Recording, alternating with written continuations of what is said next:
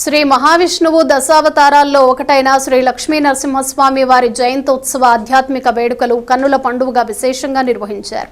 స్థానిక నాజరుపేటలో శతాధిక వత్సరాల ఆధ్యాత్మిక చరిత్ర గల దేవాలయం శ్రీ లక్ష్మీ నరసింహస్వామి వారి దేవాలయం నందు లక్ష్మీ నరసింహస్వామి వారి జయంతోత్సవాలు విశేష పూజలతో నిర్వహించారు. పంచామృత అభిషేకాలు, మన్యుసూక్త రుద్రహోమం, సహస్రనామార్చన పూజలు ఆలయ చైర్మన్ కె చంద్రశేఖర్ రెడ్డి పర్యవేక్షణలో ఘనంగా నిర్వహించారు. విశేషంగా భక్తులు పాల్గొని పూజా కార్యక్రమాలు తిలకించి తీర్థ ప్రసాదాలు స్వీకరించారు. ఆలయ విశిష్టతను committee chairman K Chandrasekhar Reddy మీడియాకు వివరించారు.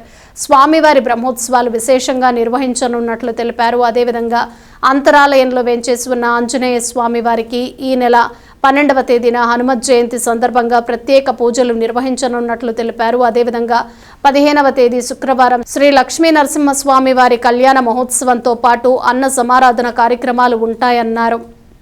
ఈరోజు మన తెనాల్లో నాజర్పేటలోని శ్రీ శృంగేరి శ్రీ విరూపాక్ష శ్రీపీఠ పరిపాలిత శ్రీ లక్ష్మీ నరసింహస్వామి వారి దేవాలయంలో స్వామివారి యొక్క జయంతి ఈరోజు లక్ష్మీ నరసింహస్వామి వారి జయంతి పర్వదినాన్ని పురస్కరించుకొని ఈరోజు స్వామివారికి ఉదయం నుంచి పంచామృత అభిషేకములు, అనంతరం స్వామివారికి మన్యసూక్త హోమము, తర్వాత ఈ స్వామివారు విశేష అలంకారంలో భక్తులకు దర్శనమిచ్చారు.